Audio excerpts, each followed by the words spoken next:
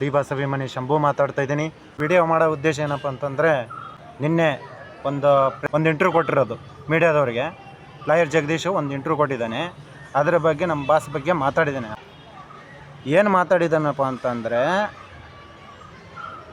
ಈ ಲಾಯರ್ ಜಗದೀಶ್ ನಮ್ಮ ಬಾಸ್ ಹೆಸರು ಎತ್ತಲಿಲ್ಲ ಅಂತಂದರೆ ತಿಂದನ್ನ ಕರಗಲ್ಲ ಕಾಣಿಸುತ್ತೆ. ಅದಕ್ಕೆ ಅವನು ಹಿಂಗೆ ಹೇಳ್ತಾ ಇರೋದು. ಬಟ್ ಅವನಿಗೆ ಕರೆಕ್ಟಾಗಿ ಹೇಳ್ತಾ ಇದ್ದೀನಿ, ನಿನ್ನ ತಿಕ್ಕದಲ್ಲಿ ದಮ್ ಅನ್ನೋದಿತ್ತಂದರೆ, ನಿನ್ನ ತಿಕ್ಕದಲ್ಲಿ ನರ ಇತ್ತಂದರೆ ನನ್ನ ಕಡೆ ನಿನ್ನ ನಂಬರ್ ಇದೆ, ರಿಸೀವ್ ಮಾಡು, ನಾನೇನಂತ ತೋರಿಸ್ತೇನೆ ನಿನಗೆ. ನಿನ್ನೆ ಆ ಮಾಧ್ಯಮದ ಇಂಟರ್ವ್ಯೂ ಅಲ್ಲಿ ಹೇಳಿದ್ದಾನೆ ಏನಂತ, ನಾನು ಬಿಗ್ ಬಾಸಿಗೆ ಕರೆದಿರೋದು. ಅವ್ರು ಕೇಳ್ತಾರೆ, ನೀವು ಡಿ ಬಾಸ್ ಹೆಸರು ಹೇಳ್ಕೊಂಡು ಬಿಗ್ ಬಾಸಿಗೆ ಹೋದ್ರಿ ಅಂತಂದ. ಅದಕ್ಕೆ ಲಾಯರ್ ಜಗದೀಶ್ ಹೇಳ್ತಾನೆ ಏನಂತ ಅಂದರೆ, ನಾನು ಬಿಗ್ ಬಾಸ್ 4 ವರ್ಷದಿಂದನೇ ನನಗೆ ಆಫರ್ ಬಂದಿತ್ತು. ಅವಾಗೆ ನಾನು ಬೇರೆ ಡೈರೆಕ್ಟ್ರ್ ಕರೆದಿದ್ರು ನನಗೆ, ಅವಾಗೆ ಆಫರ್ ಬಂದಿತ್ತು, ನಾನು ಹೋಗಿರಲಿಲ್ಲ. ಬಟ್ ಈ ವರ್ಷ ಬರಲೇಬೇಕಂತ ಕರೆದ್ರು, ಅದಕ್ಕೆ ನಾನು ಹೋಗಿದ್ದೀನಿ ಅಂತ ಹೇಳಿದರು. ನಾನು ಹೇಳೋದು ಏನಪ್ಪ ಅಂತಂದರೆ, ಏನು ಮಾತಾಡ್ತಾನೆ ಅಂತಂದರೆ, ಆಂಧ್ರದಿಂದ ಬಂದಿದ್ದಾನೆ ನಾಯ್ಡು, ಹಂಗೆ ಹಿಂಗೆ ಅಂತ ನಮ್ಮ ಬಾಸ್ ಬಗ್ಗೆ ಮಾತಾಡ್ತಾನೆ. ಕೇಳು, ಅವನು ನಮ್ಮ ಬಾಸ್ ಏನಾರ ಹೇಳಿದ್ದ ನಿನಗೆ? ಕರ್ನಾಟಕ ಐಡೆಂಟಿ ಕಾರ್ಡ್ ಅವ್ರು ಆನ್ ಬುನಾದಿ ತೆಗೆದು ನೋಡು, ತುಗುದಿ ಪಪ್ಪಾಜಿ ಅವರ ಹೆಸರು ಕೇಳು, ಅವ್ರದ್ದು ಆನ್ ಬುನಾದಿ ಐತೆ. ತುಗುದಿ ಪಪ್ಪಾಜಿ ಅವರು ಇದೇ ಕನ್ನಡ ಇಂಡಸ್ಟ್ರಿಯಲ್ಲಿ ರಾಜ್ಕುಮಾರ್ ಒಟ್ಟಿಗೆ ಕನ್ನಡ ಸಿನಿಮಾ ಮಾಡಿ ಬೆಳೆದವರು. ಆಂಧ್ರದವರಲ್ಲ, ಅವರು ಹುಟ್ಟು ಕರ್ನಾಟಕನೇ, ಅವ್ರದ್ದು ಹುಟ್ಟು ಕರ್ನಾಟಕ, ಮೈಸೂರವ್ರವರು. ತಿಳ್ಕಲ್ಲ, ಗಾಂಡು ನನ್ನ ಮಗನೇ, ಲೇ ಗಾಂಡು ಲಾಯರ್ ಜಗದೀಶ್, ನೀನು ಲಾಯರ್ ಆಗೋಕ್ಕೆ ಲಾಯಕ್ಕಿಲ್ಲ. ಇಲ್ಲಿ ಕೇಳು, ನಾನು ಏನು ಹೇಳ್ತಾ ಇದ್ದೀನಿ ಅಂತಂದರೆ, ನೀನು ಜಾತಿ ಬಗ್ಗೆ ಮಾತಾಡ್ತಾ ಇದೀಯ. ನಾಯ್ಡು ಅಂತ ಯಾವ ಜಾತಿ ಐತಿ? ಯಾರು ಮಾತಾಡ್ತಾರೆ ನಿನ್ನ ಥರ ಜಾತಿ ಅಂತ? ನೀನು ಜಾತಿ ಅಂತ ಮಾತಾಡ್ತಿದ್ದೀಯ ಬೋಳಿ ನನ್ನ ಮಗನೇ, ಏನೋ ಮಾಡ್ತಿದ್ದೀಯ ನೀನು? ಬಟ್ ಅನ್ನ ತಿಂತೀಯ, ನೀನು ಸಗಣಿ ತಿಂತ ಮಗನೇ. ಆಮೇಲೆ ಅವರು ಲಾಕ್ರನ್ ವೆಂಕಟೇಶ್ ಅವರು, ಕೆ ಮಂಜು ಅವರು ಫೈನಾನ್ಸ್ ಮಾಡ್ತಾಯಿದ್ದಾರೆ. ಇವರು ದರ್ಶನ್ ಗನ್ ಹಿಡ್ಕೊಂಬರ್ತಾನೆ, ಗನ್ ಹಿಡ್ಕೊಂಡು ಹೊಡ್ತಾನೆ, ಮಾಫಿಯಾ ಮಾಡ್ತಾನೆ ಅಂತ. ಅವ್ರು ಮಾಫಿಯಾ ಮಾಡೋದೇನಾರು ನೀನು ತೋರಿಸ್ಕೊಡು, ನೀನು ಹೇಳ್ದಂಗೆ. ನೀನು ಹೇಳ್ದಲ್ಲ, ನಾನು ಚೇರ್ಮನ್ ಆದರೆ ಜೈಲಿಗೆ ಹಾಕ್ತೇನೆ ಅಂತ, ನಾನೇ ಬಂದು ಸಿಲಿಂಡ್ರ್ ಹಾಕ್ತೇನೆ. ನೀವು ಮಾಫಿಯಾ ಮಾಡಿರೋ ಕೊಟ್ಟುಬಿಡು. ನಿಮ್ಮ ಅಪ್ಪಿಗೆ ನೀನು ಹುಟ್ಟಿದ್ರೆ ನಿಮ್ಮ ಮಾಫಿಯಾ ಮಾಡಿರೋ ತೋರಿಸು. ನೀನು ಮಾಫಿಯಾ ಮಾಡಿರೋ ತೋರಿಸ್ಬೇಕು. ನೀನು ಅಷ್ಟಕ್ಕೆ ಬಿಡೋಲ್ಲ. ಮಾಫಿಯಾ ಮಾಡ್ತಾರೆ, ಸೆಡ್ ಏನಕ್ಕೆ ಬೇಕಂತಂದರೆ, ಸೆಡ್ ಅಂದರೆ ಅವ್ರು ಪಾರ್ಟಿ ಮಾಡೋಕ್ಕೆ ಹೋಗಿರಬೇಕು. ಅವರು ಸ್ಟೋನಿ ಬ್ರೋಕ್ ವಿನಯ್ ಅಣ್ಣ ಅವ್ರಿಗೆ ಗೊತ್ತು, ಅದಕ್ಕೆ ಪಾರ್ಟಿ ಮಾಡೋಕೆ ಹೋಗ್ತಾರೆ. ಅವ್ರದ್ದು ಏನೋ ರಿಲೇಷನ್ ಅವ್ರದ್ದು ಸೆಡ್ ಇದೆ, ಹೋಗಿ ಪಾರ್ಟಿ ಮಾಡ್ತಾ ಇರ್ತಾರೆ. ನೀನು ಹೋಗಲ್ವಾ? ಪಬ್ಬಿಗೆ ಬಾರಿಗೆ ಹೋಗೋದೇ ಅಲ್ವಾ?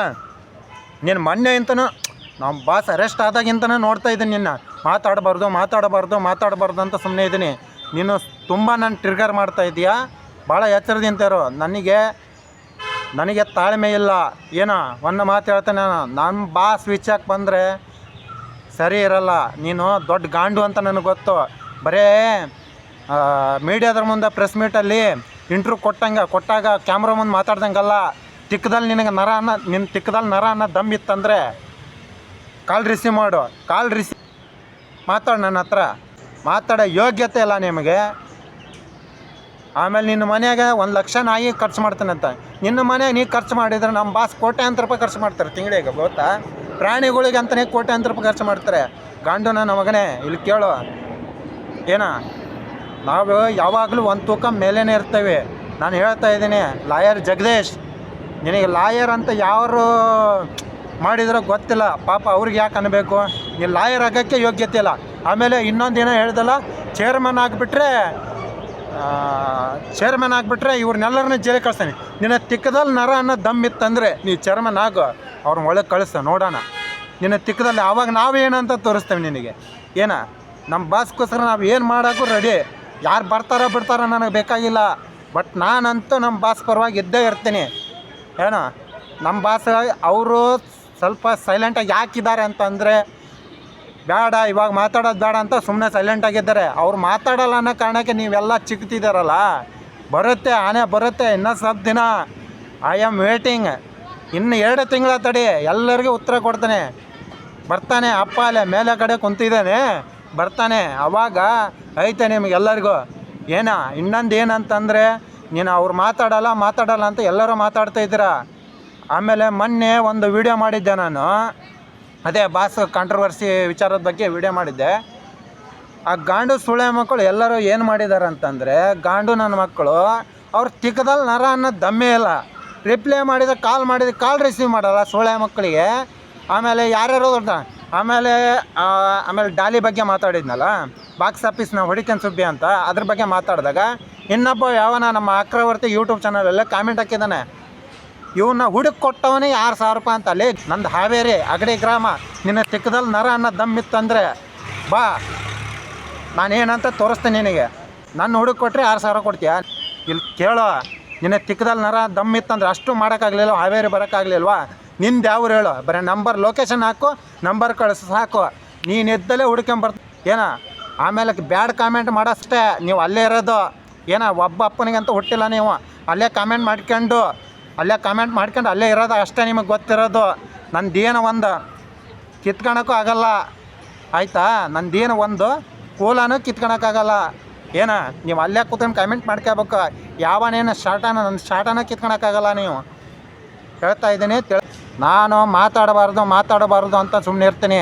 ಬಟ್ ನಮ್ಮನ್ನು ಟ್ರಿಗರ್ ಮಾಡೋಕೆ ಹೋಗಬೇಡಿ. ಯಾರು ಮಾತಾಡ್ತಾರೋ ಬಿಡ್ತಾರೋ ಅದು ಬೇಡ ನನಗೆ. ಇನ್ನೊಂದೇನಂತ, ನಾನು ಮಾತಾಡ್ತೀನಿ. ಬಾಸ್ ಅನ್ನೋ ವಿಚಾರಕ್ಕೆ ಬಂದರೆ, ಆಮೇಲೆ ನಮ್ಮ ಬಾಸ್ ಬಗ್ಗೆ ಕೆಟ್ಟದಾಗ ಮಾತಾಡಿದರೆ ನಾವು ಯಾವಾಗಲೂ ಮುಂದೆ ಇದ್ದೇ ಇರ್ತೀನಿ ನಾನು. ಆದರೆ ಕನ್ನಡ ಇಂಡಸ್ಟ್ರಿ ಬಗ್ಗೆ ಮಾತಾಡಿದ್ರೂ ಮುಂದೆ ಇರ್ತೀನಿ. ಬ್ಯಾಡ್ ಕಾಮೆಂಟ್ ಹಾಕ್ತಾಯಿದ್ದಾರೆ, ನಿಮಗೆ ಹೇಳ್ತಾ ಇರೋದು. ನೀವು ಒಬ್ಬ ಅಪ್ಪನೇ ನಿಮ್ಮ ಅಮ್ಮನ ಹತ್ರ ಹೋಗಿ ಆ ಕಾಮೆಂಟ್ ಮಾಡಿ. ನಿಮ್ಮ ಅಮ್ಮನ ಹತ್ರ, ನಿಮ್ಮ ಅಕ್ಕನ ಹತ್ರ ಹೋಗಿ ಆ ಕಾಮೆಂಟ್ಗಳು ಮಾಡಿ. ಆವಾಗ ಹೌದು ಅಂತ ನಾನು, ಆವಾಗ ನೀವು ಅಪ್ಪಗೆ ಹುಡ್ದಾರೋ ಒಂದೇ ತಾಯಿಗೆ ಹುಡ್ತಾರೋ ಅಂತ ನಾನು ಒಪ್ಪಿಗೆ ಅಂತೀನಿ.